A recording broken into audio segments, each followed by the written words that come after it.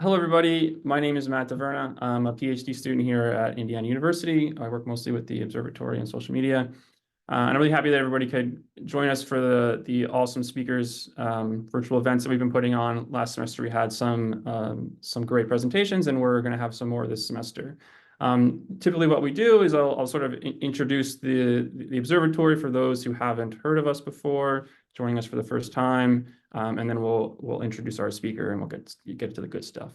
So the observatory in social media, or as we refer to it as OSoMe, with the acronym, is a joint product of the Luddy School of Informatics, Computing, and Engineering and the Media School at Indiana University. And OSoMe is essentially an interdisciplinary research group that is interested in all things at the intersection of media and technology, with a particular focus on social media. We conduct rigorous academic research, build analytical tools and software for both scientists and journalists, and work to educate the next generation of computationally skilled media professionals. And I encourage you guys all to check out our website if you want to learn more about us. Check out our recent research papers or tools or anything else. And as part of the sort of interdisciplinary mission, we've organized the OSoMe Speakers virtual event.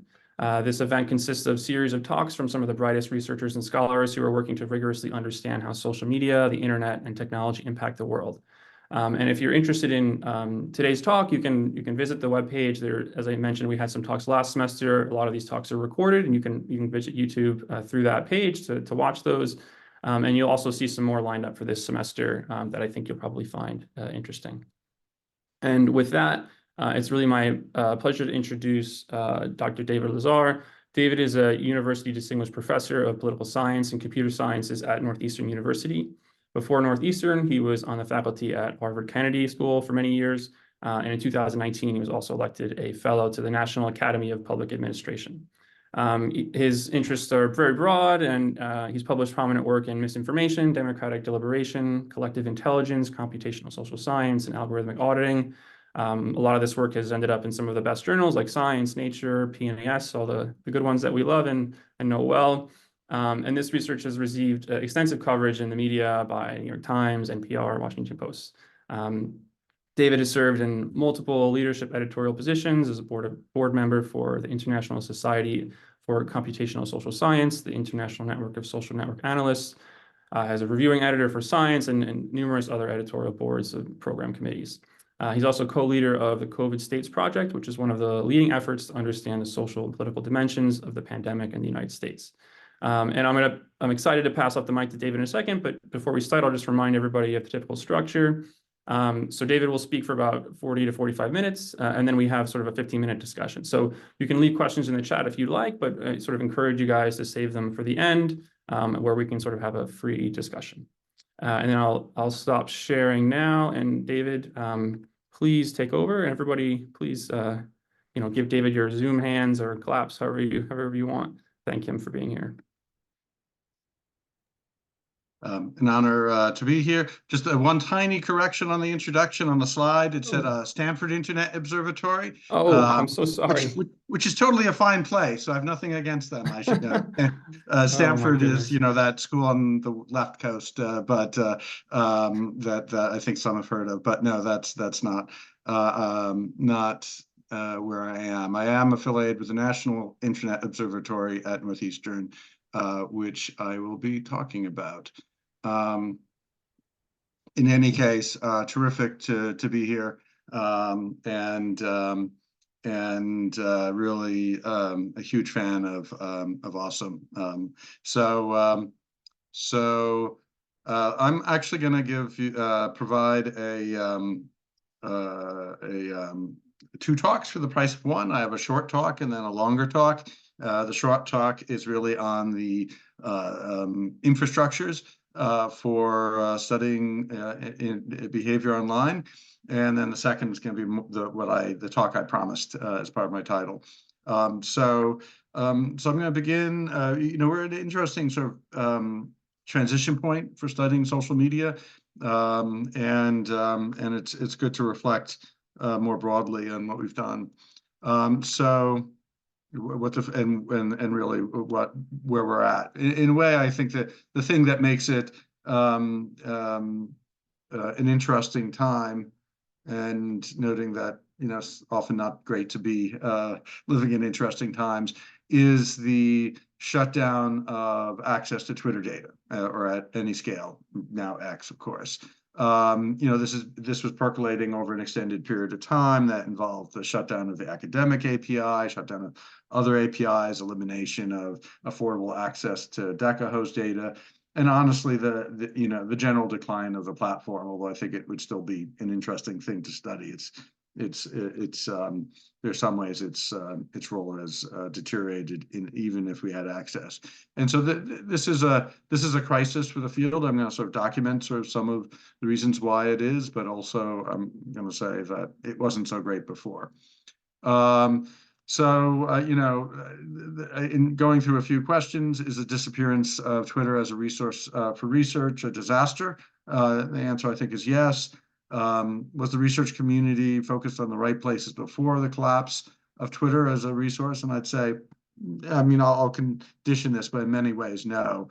And I think, then what's the answer? I think there are multiple answers, but not a silver bullet. And I'm going to talk about an initiative that I am leading with Krista Wilson and Dave Chaffnez at Northeastern of the National Internet Observatory as one solution among others.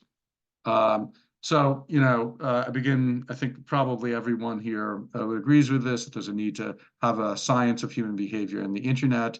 There are multiple reasons for this. One of the reasons is because a large fraction of life is taking place on the internet. So that's, we want to, if we want to study society, that's where a lot of people are. But also because what happens on the internet matters. And that in many ways, a science of internet-based human behavior is really a much improved science of human behavior, period.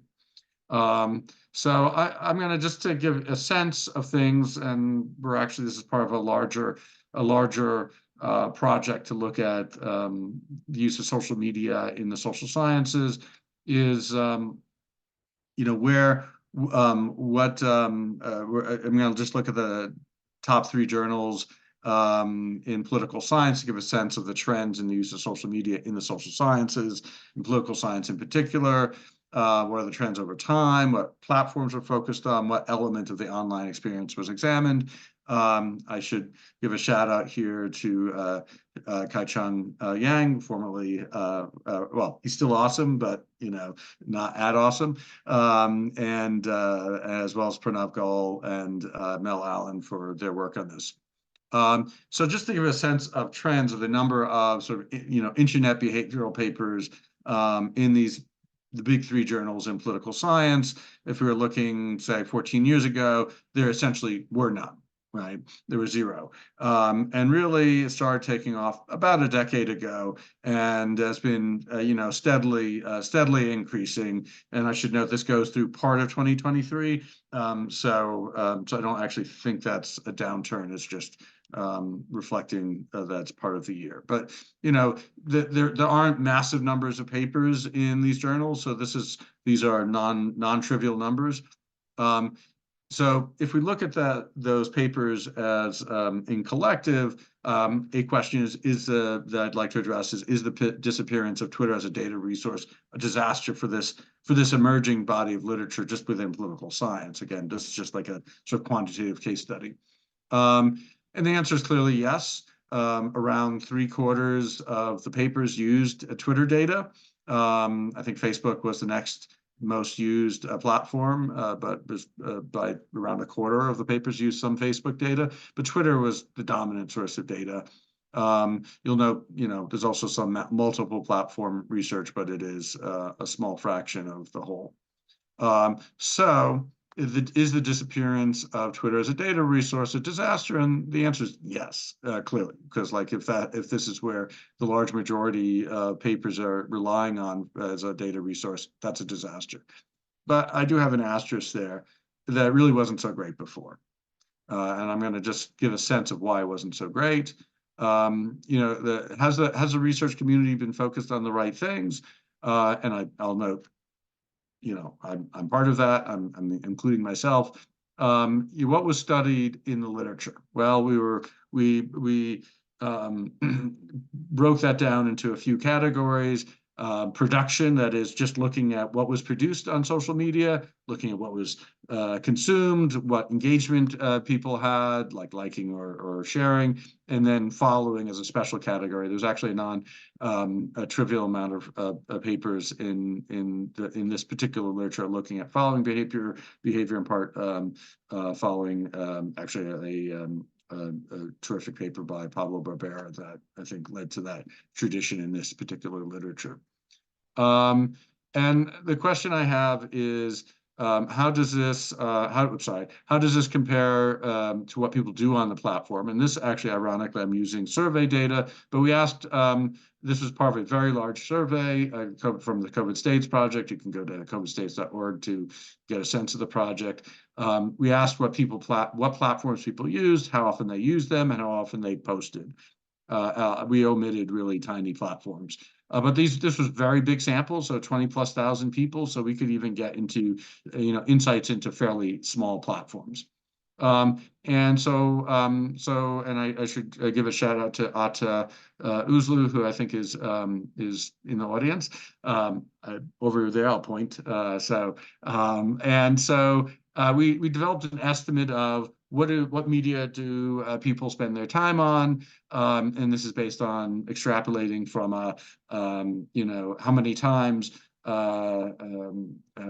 you use a given platform, and you'll see here's Twitter, and it's not a tiny slice, but it's also not a huge slice.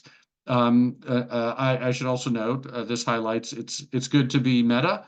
Because Meta owns more than half of this pie because of Facebook, Instagram, Messenger, and WhatsApp all belong to Meta. So that's another lesson here: is good to be Meta. But really, we can discuss the generalizability from Twitter, but that's not a huge slice of the pie in terms of what people are using. Then the second element to note is that most people don't post. So here we asked, how often do you post on a platform? And these are just looking at the people who use the platform. And there's a lot of variability across platforms. And unsurprisingly, if you use like Messenger or WhatsApp, you post more often. But there are even people who use those platforms who say they never post.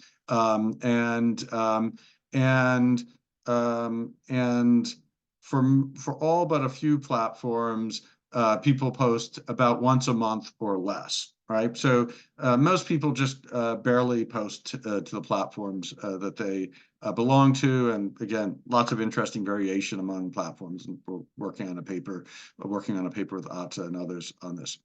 And if we just look at how much content came from the highest category, and we're again looking to refine this, we see, if we look at people who are posters, who are the highest category, and lurkers, who is everyone else, we see, most of the content comes from that tiny category, which makes the tiny top category, which makes them interesting people to study, but that most of the behavior in terms of looking or consuming content is coming from the rest of the population. And so really we have really in a sense two distinctive behaviors. This isn't tremendously novel insight, but I'm just trying to document also the variability, but also how robust it is, that there are posters who make up a tiny fraction of the population, and then there are consumers who make up the bulk of the population. There's some overlap. They're not like they're not sort of purely separated, but like those are really in many ways two just very distinct populations. And we've been mainly studying in the research the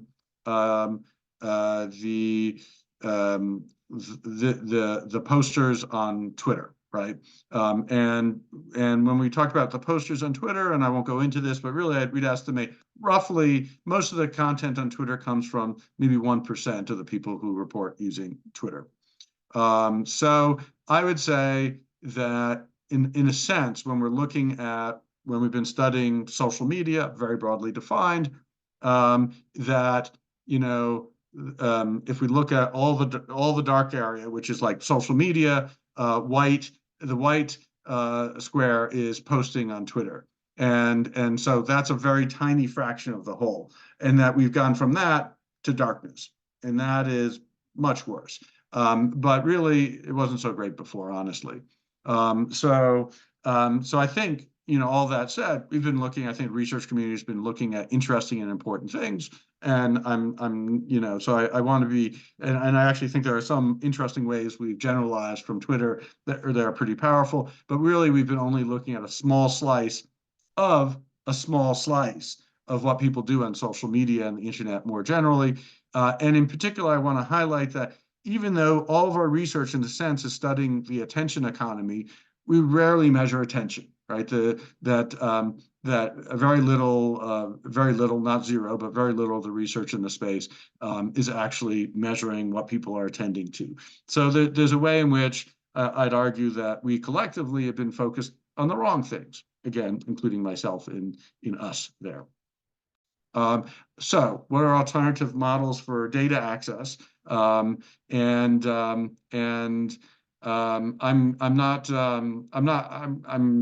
think I'll throw out four possibilities.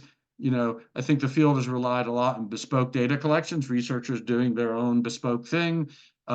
We can collaborate with companies, we can rely on commercial products, and we can build a shared infrastructure. And I'd argue, that the bespoke data collections are great, but often are small scale and non-replicable. Collaboration with companies often comes with strings that are not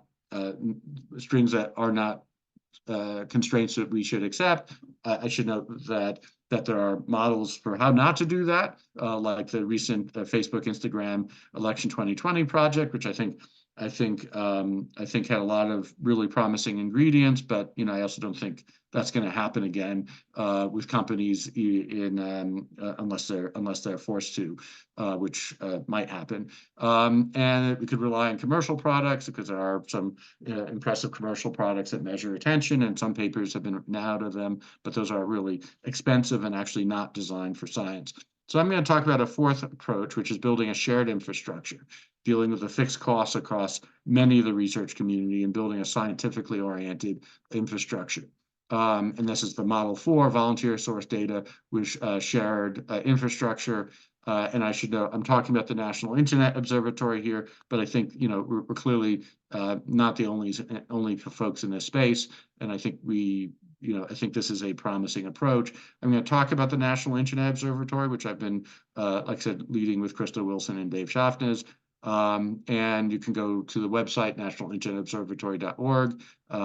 We are not yet open for business for researchers, but we are collecting data and will be open for business soon for external researchers. And the basic idea is to collect ongoing online behavioral and survey data from a large diverse sample of people from desktop and mobile, and then provide analytic access to researchers in a privacy-preserving fashion. And it's really as simple as that, although it turns out this is not that simple. And let me just give you a few of the details. Actually, I'm going to give you a sort of kind of example. A student of mine led a paper, Ron Robertson, terrific data collection, bespoke data collection, that option one, where we got a set of volunteers in 2018 and 2020 to allow us to install software that tracked what they were doing on Google. It cost a lot in terms of incentives to those users, as well as the engineering costs. Took thousands of hours of labor from the PIs, from Ron Robertson, who was a student, and from postdocs.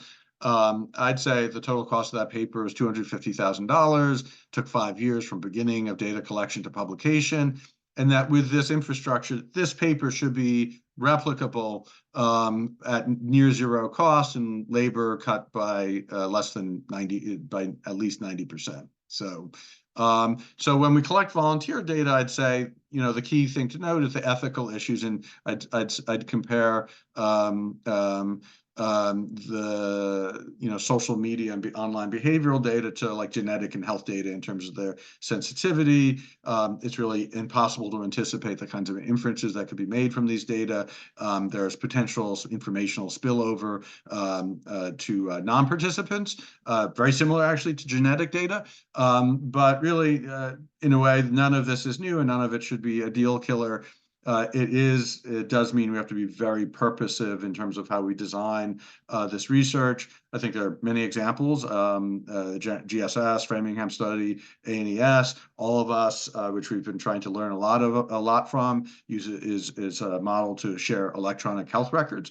And I think that's been a very compelling example to us. And we actually published a paper on the ethical framework. But to give a sense of it, the way this is operating is we get these participants, the volunteers, who put software on their mobile devices and their desktops, and that software sends information to a data warehouse. We filter out a lot on the way. That data warehouse then both stores the data, and we then curate it in various ways. It's put on a distributed analysis cluster. External researchers can query that and take results out. And layered on top of this is a set of ethically informed controls. So consent, a very informed consent. We actually both have people go through a careful protocol to inform them what we're doing. They have to actually pass a quiz before they can participate. We process the data to filter out as much sensitive content as possible before it hits the data warehouse. It's then further processed. There's tiered access, so people don't get access to more data than they need. We have technical barriers to exfiltration, and we have various ways of monitoring both queries and results. And then there's a whole application process for researchers, and there's also additional ethical training that researchers have to do, because honestly, our current ethical training and really regulation of human subjects research isn't well designed around these kinds of sensitive observational data. And so we are trying to develop the next generation of ethical framework. So, I should say, again, this by itself is not a silver bullet, but it has a lot of strengths. It's multi-platform. There'll be built-in replicability.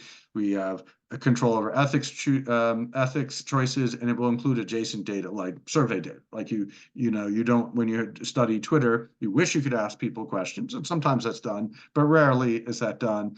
The cons are it's expensive to build. It will have a decent scale of thousands of participants, but it won't have 100,000 participants. There are sampling concerns in terms of who agrees to participate, and it really won't have the system view of platforms that you could get, let's say, if you worked collaboratively with, let's say, Facebook or Twitter. So it's not perfect, but it actually can do. It will be able to do quite a lot. So, drop me an email, or, for those of Kai Chung, drop Kai Chung an email, and he can also help connect you to folks. We will be open for business this year. Like I said, we've been doing the last 2 years engineering and some initial data collection and recruitment to just work out issues. So conclusion: disappearance of Twitter data is a disaster, but really we had been neglecting many important things during the last decade plus of Twitter domination of social media research. And in particular, we really failed to develop a science of attention online, and I think that's unfortunate. I think there are ways forward, like the observatory, but I think that much more needs to be done. So, end of talk 1. I will begin talk 2, and really trying in talk 2 is about the emergent structure of the online information system. It's really trying to understand how, in particular, social media, structure what we're seeing.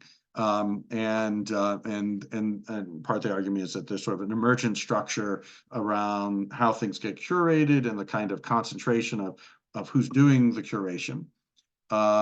And I'll just note an array of collaborators here, and there are more, but this isn't this is sort of a synthesis of work that's been happening substantially in my lab over really the last decade.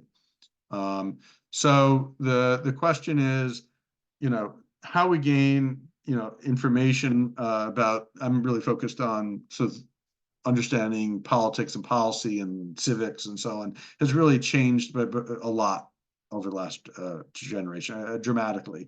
And what I want to reflect on are some of the emergent implications relative to the status quo ante.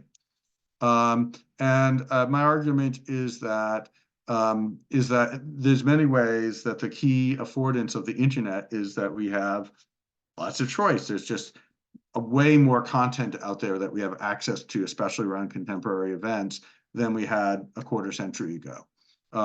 And that the dynamics of that have created certain emergent patterns. One pattern has been a concentration of producers. So we have fewer and fewer producers of news, and that has led to a homogeneity in consumption of content from producers. And on the other hand, there's a sometimes countervailing process around curation that many of the platforms of the internet allow you to more efficiently get through all this massive information, and that leads to heterogeneity in consumption of news content, and that it is sort of this dialectic between curation and concentration that is sort of the core thing that is structuring information consumption on the internet, right? I want to discuss, reflect on how we consume news. So I've sort of shortened this a bit because, like I said, I'm trying to squeeze in 2 talks. But think about how we consume news, let's say from a newspaper, probably generally differently than this goat does, versus when we get news from a newsfeed, social media, and like Twitter. Hard for me to say X, actually, but I guess I need to go through all my slides and do a find and replace.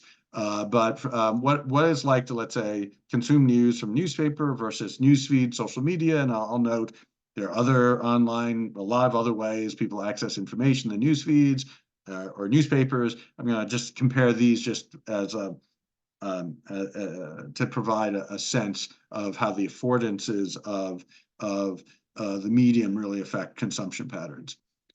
So newspapers, by which I mean the physical newspaper, not actually online newspapers, which have a somewhat different kind of set of affordances.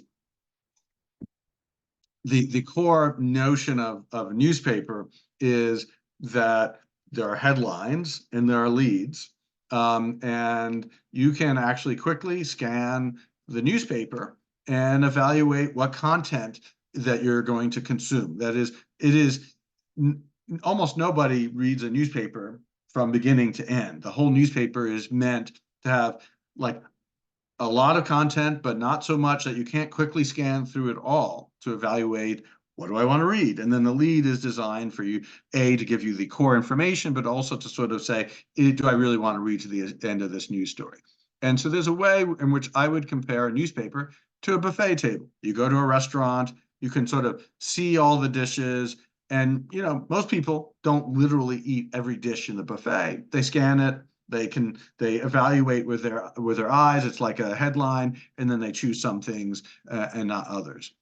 I'd argue the internet is like a buffet of buffets, right? You actually have many buffet tables, and you can choose the content off of it. And it is a sort of vastness of choice that makes it impossible to just do the scan and choose approach of information consumption that a paper newspaper had as its sort of core affordance in terms of evaluating what to consume.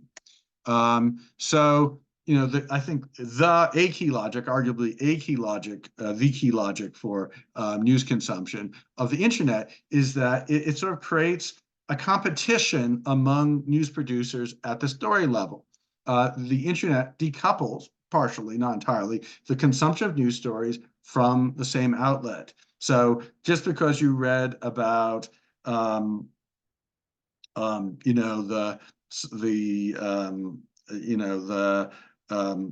been I'm in LA today, and there's been sort of historic rains over the last few days. I came here for the sun and warmth, and that turned out to be a bad plan.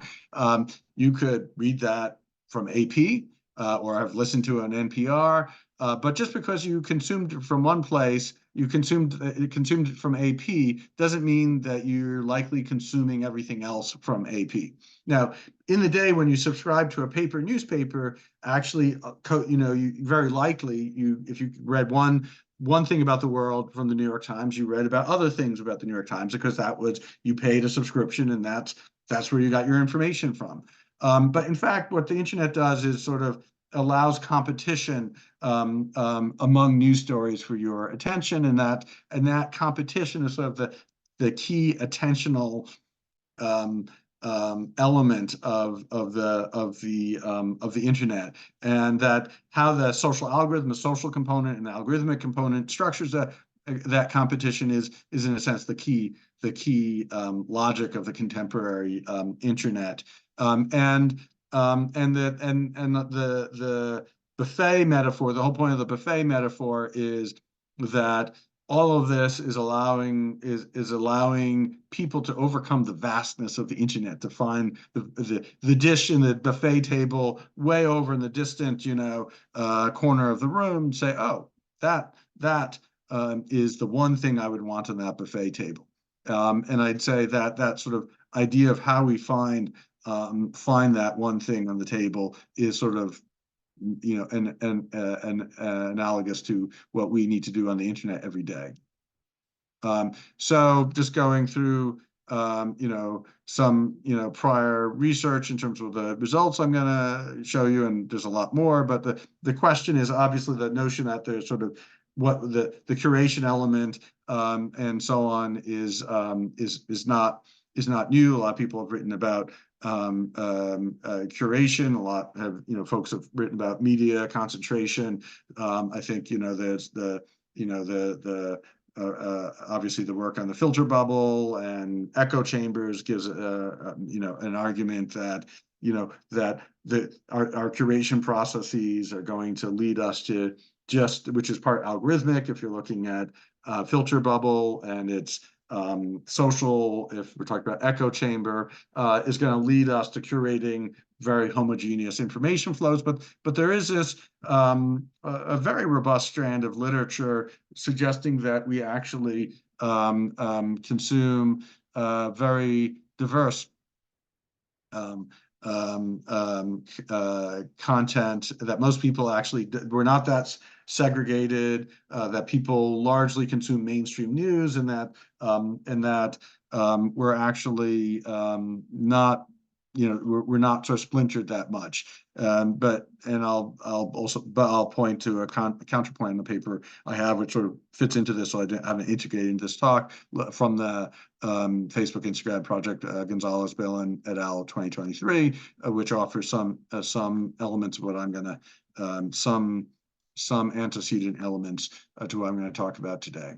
So my argument is that that choice, by giving us choice, has actually led to a concentration of outlets, consumption around a small number of outlets, and that many people will consume from multiple outlets, but they're all consuming from the same, they're all going to the same buffet tables. And so that ends up actually making this system look quite integrated. And so that's all that literature that says, no, we're not that splintered.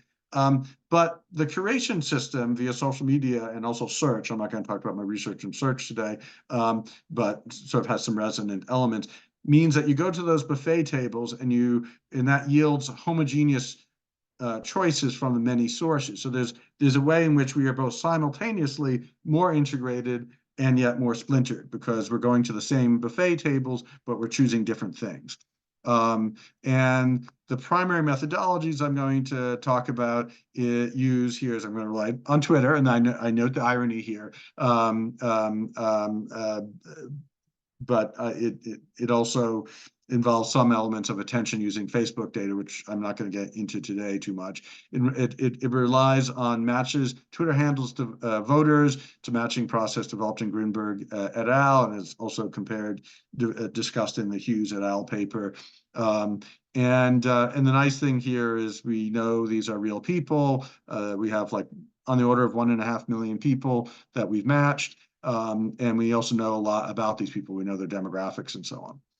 And I should just take a tiny digression. What does a large sample tell you? Because like there's the Greenberg paper actually had a moderately sized sample, 16,000. Here we're dealing with a sample roughly 100 times the scale. The benefit of a very large sample is it allows you to look at uncommon behaviors. And so if there's a behavior that's like 1% or a fraction of a percent of a population, a sample size of 1,000 doesn't cut it. A sample size of tens of thousands actually doesn't cut it. And so the benefit of a large sample is it lets you look at rare behaviors. And since we're focused on consumption of news stories and sharing of news stories, those are very rare behaviors. I mean, even popular news stories are, consumed by 1-2% of the population. And so, when we get very granular, most interesting behaviors are uncommon. So I'm just noting that as a sort of a methodological side point. So on the concentration and homogenization of news, we're going to look at the outlets that people shared about COVID, and the reason why we focus on COVID is it has interesting international, national, local dimensions, and I want to look at the concentration question and looking at Twitter, like how much content in COVID came from which domains. And what we see is that it's very concentrated, that the cumulative national shares for the top 2,000 domains, that the top 50 domains account for roughly half of all the shares. And it's even, and these aren't surprising outlets, New York Times, Washington Post, CNN, NBC, AP, et cetera. And if we're looking at just national outlets, it's even more concentrated. Interestingly, all right, let's say if we zoom down to Texas, for example, we see similar patterns, and then we can see that Texas-focused news is extremely concentrated. And interestingly, if we look at New York, what's consumed in New York versus Texas, all the stuff down here in the bottom left, that this is looking at the domain rank ordering for Texas, domain rank ordering for New York. These are all the popular ones. And there's just a lot of overlap here at the very popular domains. And I'll give you some examples. You can see the ones that are inconsistent, texas.gov, nyc.gov, unsurprisingly very popular in New York, Texas and New York, respectively, not the other way around. But actually, media consumption in New York and Texas are overall remarkably similar. You look at the top 10 New York domains, New York Times, Washington Post, CNN, et cetera. We look at the top 10 Texas domains, New York Times, CNN, Washington Post, et cetera. There are differences. Texas Tribune appears on the top 10. Houston Chronicle appears. Fox News and Gateway Pundit appear in Texas. Ideological differences between Texas and New York, but generally actually highly correlated. And this is actually the norm, that where people are consuming from around the country is very similar. And this sure as heck would not have been this way in the 1990s. And I should note we have other metrics, looking at browsing history, search clicks, search results, Google News clicks, and it's actually quite similar across all of these other kinds of behavioral measures. So people are substantially consuming content from the same places, and all this fits with the notion of integration of news consumption. And this sort of gets into the Guess et al. Paper, which I think is like one of the best, more recent papers along these lines, is people are consuming from lots of sources, but those sources they're consuming stuff from places that are fairly ideologically diverse. And my argument is there's a diversity of sources at the individual level, but homogeneity of content. And you can look at this paper, John Green et al. This is John Green, Stefan McCabe, Sarah Sugars, and others. And so my argument going back to the buffet table is the internet is this buffet, this mass number of buffet tables, but just because you go to a lot of the tables does not mean you have a diverse diet if you walk away with a plate full of donuts, right? And that there's a sense in which that this doesn't capture the full richness of things, but I do think that in many ways what we have in the contemporary internet is going to lots of buffet tables and walking away with a plate full of donuts. And just here's a contemptual picture. So if we imagine these are sources, New York Times, Washington Post, National Review, and the lines are, what the partisan appeal of content is. I'm arguing that there's sort of this curatorial class. We remember what I showed you in the talk one, that there's a small number of people who share most of the stuff, and most of us are consumers. I'm saying users, and that the curators are like going to all these sources, but then there are some curators who pick out the Republican tilted stories from the New York Times as well as the National Review and share it with a user C and D. And curator B is picking out Democratic kinds of stories, even from pretty unlikely places. And so users A and B may be getting content from all these sources, but doesn't actually mean that they're really integrated and have a shared diet of content. And so, for example, if we look at the average partisan audiences for domains, this is based on the Twitter data I mentioned, and we can look at who shared what domain. The Nation is on the left, National Review is all the way on the right, and then we could see, Washington Post, Wall Street Journal. Washington Post leans left, Wall Street Journal is roughly in the center in our data, and so we can see these outlets arrayed here. And the New York Times is shared by more Democrats, but actually turns out there's a bunch of news stories shared by Republicans. Like this critical story on Adam Schiff. And I don't know if people remember the needle from 2016 that showed that Trump was going to win, but that was more popular among Republicans than Democrats. And similarly, if we look at the National Review, which is very right-leaning, there are actually a handful of stories from the National Review that are very popular among Democrats. Trump's disgraceful endgame, for example, is much more popular among Democrats than Republicans.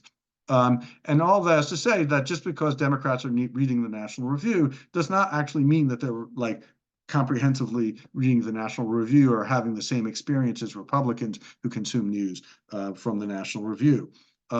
So the idea of curation bubbles, this is sort of the title of the paper, is that people can curate through the affordances of the internet, and especially news feeds, homogeneous content from heterogeneous sources. And at the domain level, this would appear like a balanced media diet, but at the URL level, this would appear as selective exposure, as partisans engage with different content from the same domains.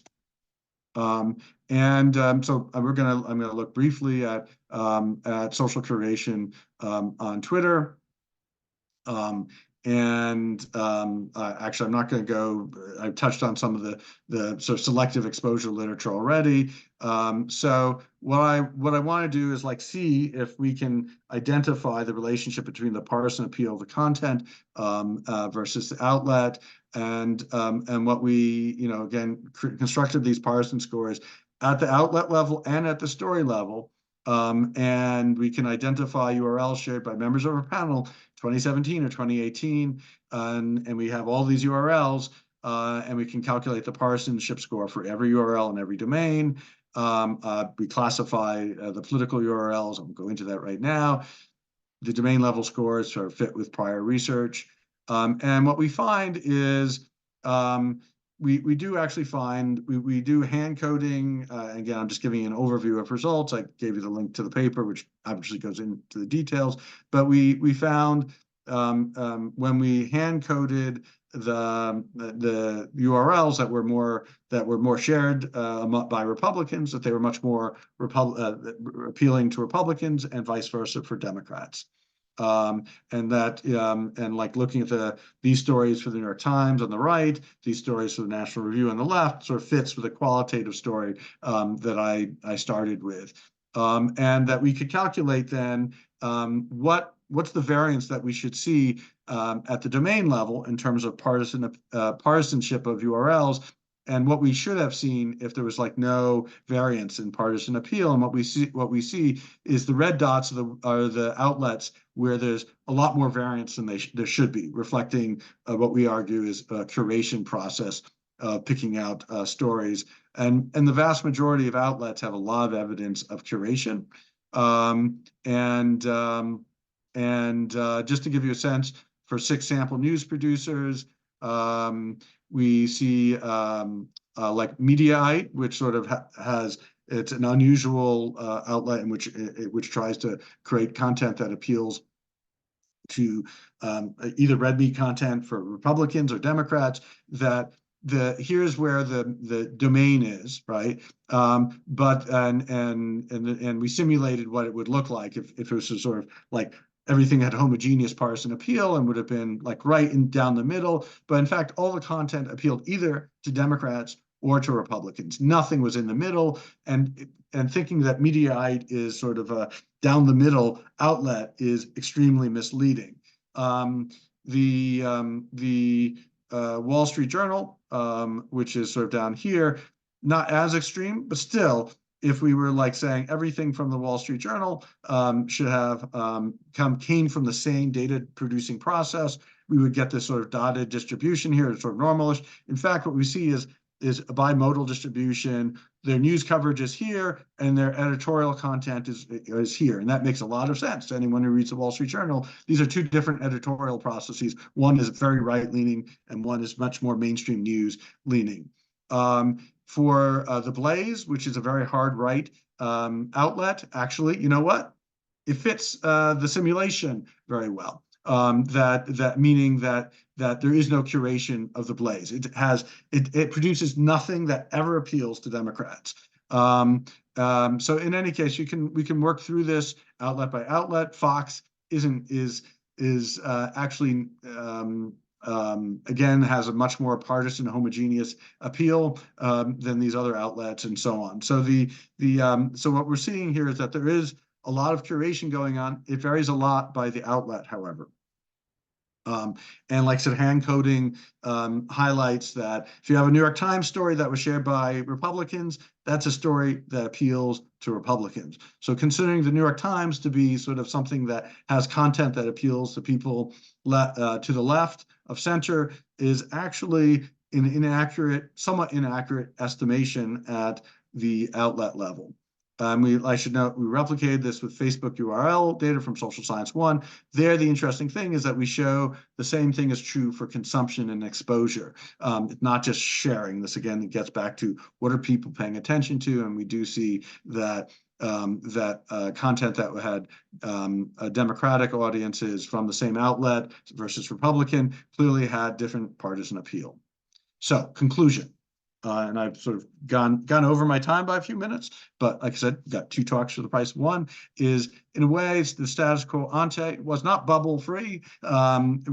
People lived in sort of substantially. There was a national oligopoly of network news, but then there was a local oligopoly of local news, of local newspapers, local television, local radio, and people lived to a substantial extent in parochial bubbles. We were consuming similar news to other people in our area, but pretty different from people in other areas. There's no way, if we went 30 years ago, that people in New York and Texas were consuming a lot of similar news, except for the network news, the big network news. But otherwise, newspapers, local television, et cetera, everything else would have been incredibly different. Now we've seen the local decimation of newspapers because of the internet. There's less national diversity, clearly, because of the reduced number of outlets. That creates an appearance of more integration, but there's a lot of individual heterogeneity in news consumption, and we live in sort of cosmopolitan curation bubbles. You could talk to the person next to you about what news stories they look at and so on, and there are very good odds that even if you're from the same town and so on, that you're consuming very different news. And so those are the twin things, and it's sort of both integration and disintegration at the same time of news consumption. So I'm going to conclude there, and thank you for your patience as I, went on. So. Thank you so much, David. Yes, everybody, please get your Zoom hands together again.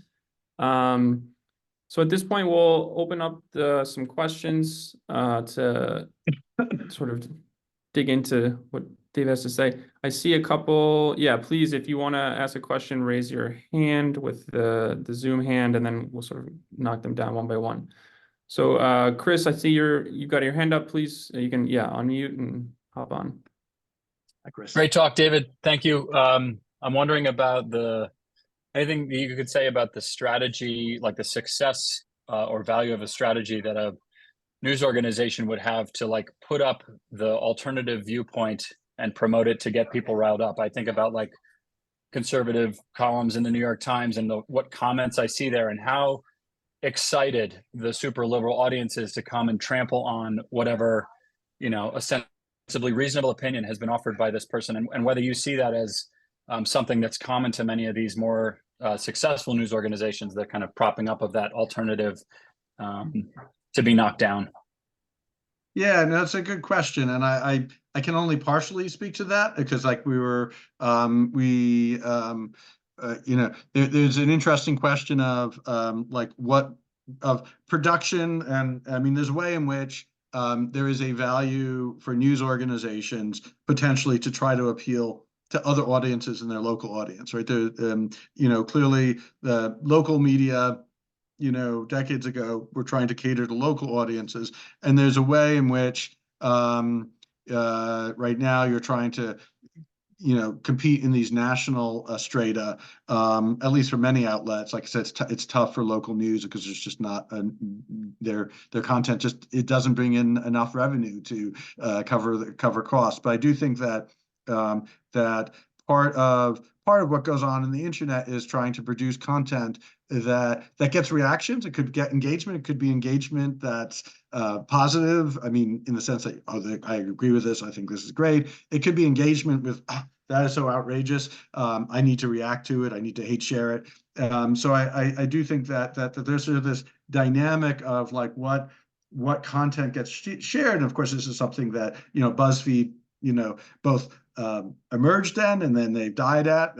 But like that was sort of their whole business model, was to get people who sometimes just shared stuff because they hated it and so on. I don't think that, I mean, of course, the irony there is that, BuzzFeed News is out of business. And so they did that. And I think they ultimately decided that they couldn't convert that engagement into money. And so it is an interesting question of to what extent does having conservative columnists in the New York Times, does that get some conservatives subscribing to the New York Times? I'm doubting it. Does it help rile up liberals? That I've certainly seen qualitative evidence of. And so it's an interesting question of that, whether that adds to the bottom line or not. And I can't really answer. I think it's plausible, but I don't know. I've certainly seen people like, I'm canceling my subscription to the New York Times, but like, yeah, I think that's probably a pretty marginal effect, but that's a non-rigorous, non-scientific answer. Thanks. Phil, you hop in.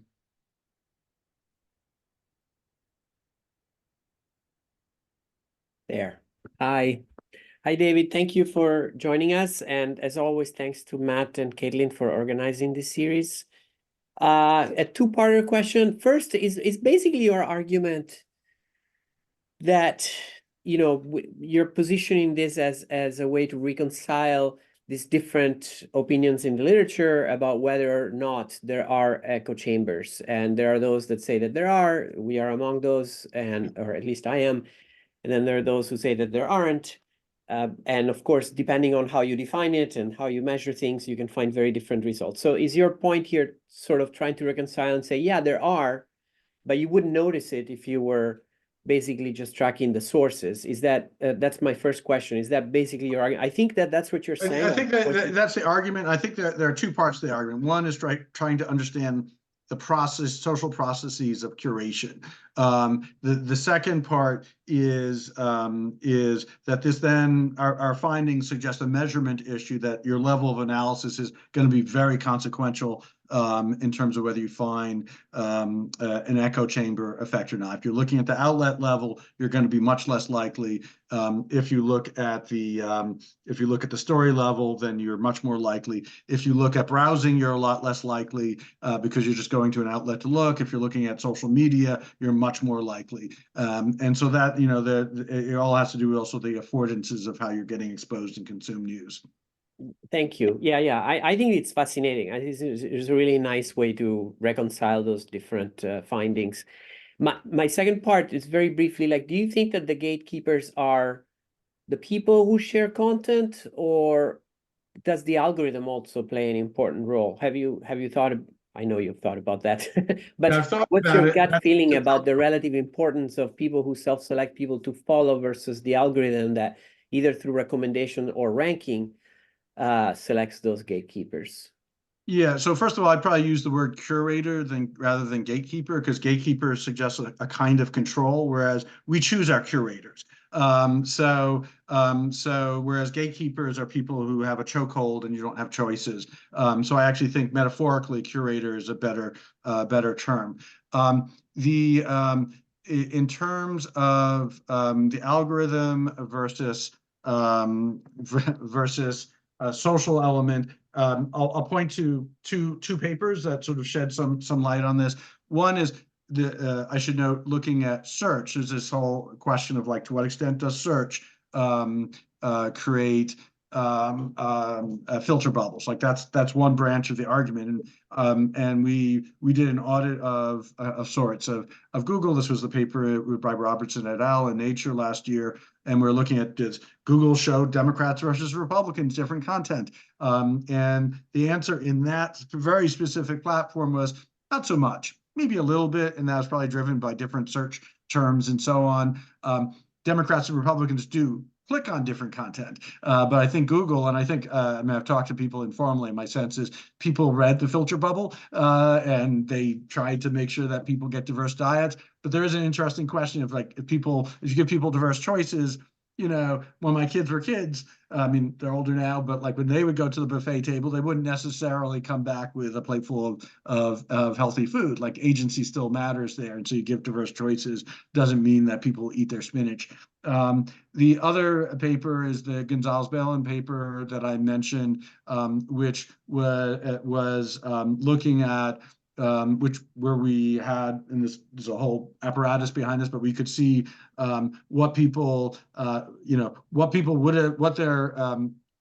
they could have seen based on what they followed, what they were shown, and what they were engaged with. And we did find, and I'd also and I should also point to Bakshi et al. Before that, without getting into the sort of size of effects, actually did find algorithmic effects as well as social. The relative scale of social and algorithmic is sort of debatable, but they were both there. They're both consequential.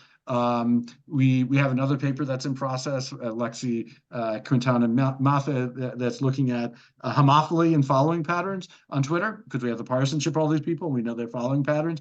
And we do see Democrats are more likely to follow Democrats, Republicans are more likely to follow Republicans. Not a huge thing, but it's not trivial either. Like twice, sort of on the magnitude of twice as likely to follow a same partisan versus different partisan, and that's sort of the social component.